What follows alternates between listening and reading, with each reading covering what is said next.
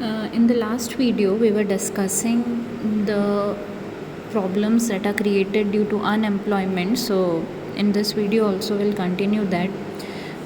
What does unemployment do? So, unemployment it increases the economic overload.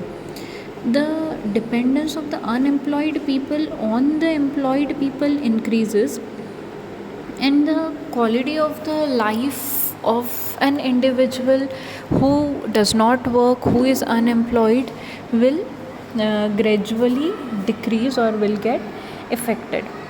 uh, when there is a family and that lives on bare subsistence level, so there is obviously there will be decline in their educational level, their health status.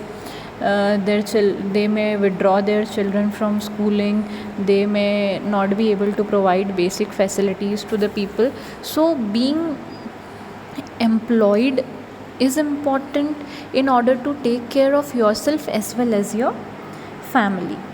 So unemployment has an impact on the overall growth of the economy, and when there is increase in unemployment, it indicates, or it is an indicator of depressed economy.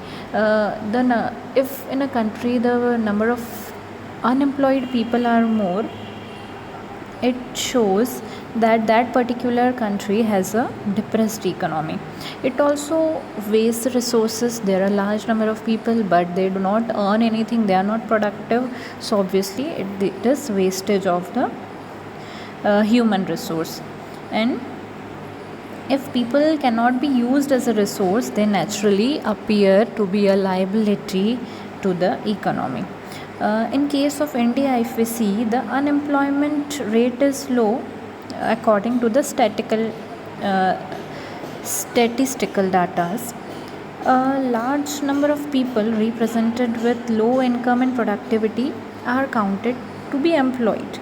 They appear to work throughout the year in terms of potential and income, but which is inadequate for them. The people are working but they are having very low wages, they are unable to fulfill their basic needs, so they appear to be employed, but that employment is of no use. They are not able to fulfill their basic needs of food, clothing and shelter also.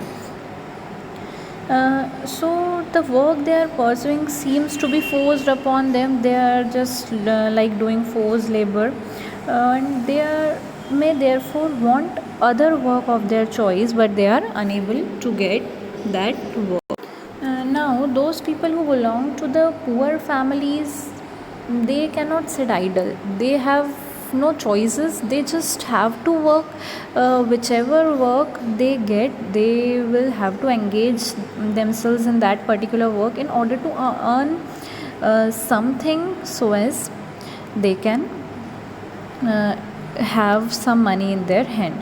So their earning can just keep them on a minimum level of survival. So all these are the effects that unemployment has on an individual or on the society, and also how people have to work irrespective of their choices just to fulfill their basic need. Now let us discuss the unemployment scenario in all the three sectors. We studied about three sectors yesterday: primary sector, secondary sector and tertiary sector. So first of all, in the primary sector, that involves agriculture and animal husbandry and activities like this, this is the most labor absorbing sector of the economy. In the recent years, there has been a decline in the number of people who are dependent on agriculture, and this is because of disguised unemployment, which we discussed earlier, that more number of people are employed on a particular field more than they are needed. Then if we move to the secondary sector, in the secondary sector, small scale manufacturing, mines or industries or small factories, that is the most labor absorbing sector again. And Now, in the case of tertiary sector, the services like so in the tertiary sector, new services like biotechnology and information technology, all such sectors are coming up in order to become less manual work or labor absorbing industries. Now, let us go through a story of a village that will show that how people of the country could become an asset for the country and the economy of that place as well. So there was a that story is given on page number 11. I'll narrate that story to you. There was a village where several families used to live. Now each family produced enough which could feed its own members, and every family met their basic needs by the members making their own clothes and teaching their own children. Once a family among them decided to send one of their child to an agricultural college.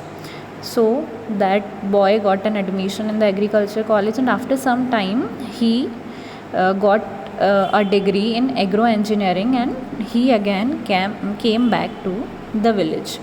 So from there he obviously learned something new, and when he came back he proved to be very creative, and he designed an improved type of plow which increased the yield of wheat. So a new job of agro engineer was created, and it filled the village. Now the family in the village sold the surplus crop which was produced with the help of that plow in the neighboring village, and they earned a good profit out of it. Now, inspired by this success story, other families also, what did they try? They also tried to do something new, and they held a meeting in the village because they all wanted to give a better future to their children. So what did they do? They requested the village panchayat to open a school in their village. They assured the panchayat that they would all send their children to the school. So the village panchayat, with the help of the government, opened the school, and a teacher was also recruited from a nearby town. Now all the children of the village started going to the school, and after some time, what happened? One of the families gave training to his daughter in tailoring. So she started stitching clothes for all the families in the village, and everyone now wanted to buy and wear now well tailored and new designer clothes. So thus another new job of tailoring was created. Earlier one job of agro engineer was created, and now a job of tailor was created. This had again a positive effect on the people. So the time of the farmers in going far for buying clothes for their families was also saved, and now people could get new and designer clothes in their village only. Now, as the farmers spend most of their time in the field only, so the yield of their farms also increased. Now this was the beginning of prosperity. The people started to get rich. The farmers had more what they wanted, they could consume. Now they could sell what they produced to others who came to their village market. And over time, this village, which earlier had no job opportunities in the beginning, now had many jobs like teachers, tailors, agro engineers, and many more. So this was a story of a simple village where how the human capital was being utilized, and how out of a normal human resource which was not consumed earlier, many new jobs were being created, and modern economic activities were being practiced there, and people living in the village itself got prosper and improved their standards of living. So in this chapter we saw that how inputs like education and health helped in making people an asset for the economy. Also, we discussed different economic sectors like primary, secondary, and tertiary sector. We studied the problems associated with unemployments, and finally, the chapter ended with the story of a village which earlier had no job but later had plenty of jobs, and the standard of people also improved.